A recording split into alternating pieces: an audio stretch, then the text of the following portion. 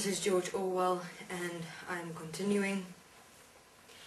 So, 2 years ago, me still raising a perfect family in a perfect city, perfect expression, perfect world, perfect life. The definition of perfection, absolute. And this interdimensional portal opened here on Earth, and it grabbed great amount of attention in the dimensions. Great. Because from a dimensional perspective, even interdimensionally where I existed, it looks like the physical form of a body. When you look inside, it looks like infinity. It's like you see an entire universe in a physical human body. And being started, in the dimensions you're able to take dimensional pictures and movies if you want. Basically what you do is you capture a moment. That's what we call it when you capture a moment. You capture a moment and you're able to take it around into the dimensions and show everyone that moment experience. And so news travel fast, specifically in a dimensional existence. There was uproar, there was debate, communication. That was like after about 3 months since the portal opened, and some were scared, fearful, because they didn't know what this was exactly, because you see infinity and you think, fuck, is that like an access to another existence or a universe? Until it was realized that it's a complete access into 3D, complete, full, like as though you reincarnated into a physical human body, but didn't have to go through the birthing process. Interesting. And you know what it looks like? You see this being sitting, human being, all of a sudden this being comes out of her body and you see her going up, and then another being goes in and they're like locked in, and when you come and stand in as well, you see them talking to other human beings. I mean, at one stage you're about 70 beings in this body checking out what the hell's going on. It's amazing. And since then, heaven changed. And since then, we've been introduced to the application of forgiveness, and which opened my eyes to what I had accepted and allowed in my dimensional existence, which was very disheartening. I was extensively angry at myself. I was disappointed in myself. And being disappointed in oneself is heavy. Really. I don't know if anyone's ever really experienced absolute self-disappointment, regret of something that has been done that you know you're not able to change. You've done it, it's done. All you're able to do is actually stand up from it and walk from there. Shame, actual shame. Have you ever experienced shame of yourself to the extent where you're not able to face anybody? That's what I experienced, because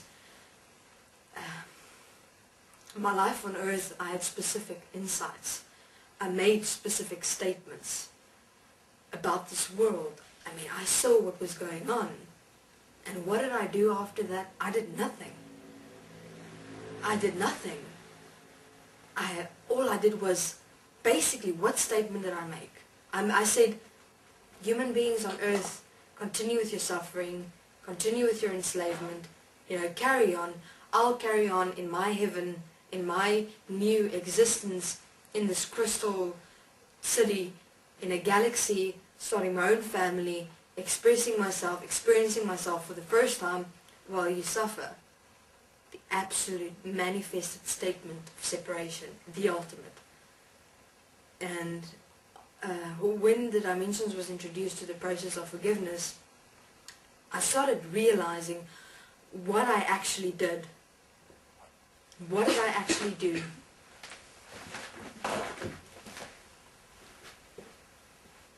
I made a statement on earth, but I did not live that statement. I did not live the words I spoke.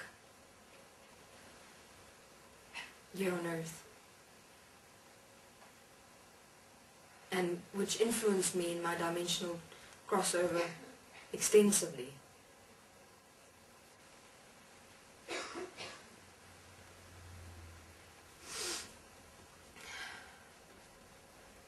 And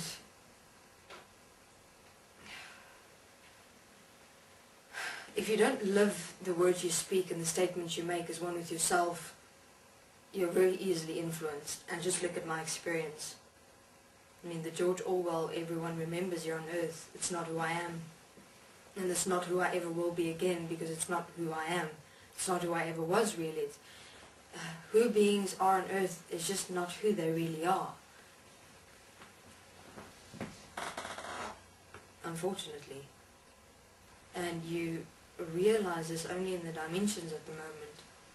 But we're busy assisting mankind, directing mankind to realize themselves here on earth, to not have to die to realize yourself as who you are. And my experience of realizing that I just continued with my beautiful heavenly existence and not taking into considerations that the rest of humanity is still suffering on earth, is still enslaved on earth, is sad. It is shameful and regrettable.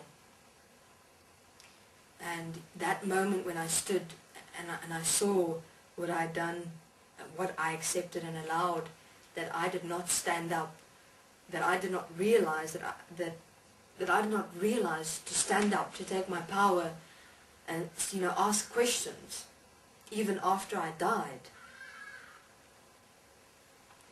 To ask questions about why is humanity suffering like this? Why is humanity enslaved? Why is it that only when you die you have a heavenly experience? Everything is profoundly magnificent.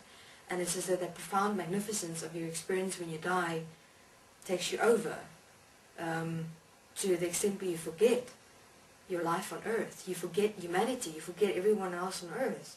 And you allow and accept yourself to continue in a profound, heavenly, magnificent, beautiful existence, such as I had, in a crystal manifested city in the universe. And I sit there going, I'm in heaven, I'm fine, I'm experiencing myself for the first time, I'm living. People on earth continue to suffer. You'll get to the answer when you die and cross over.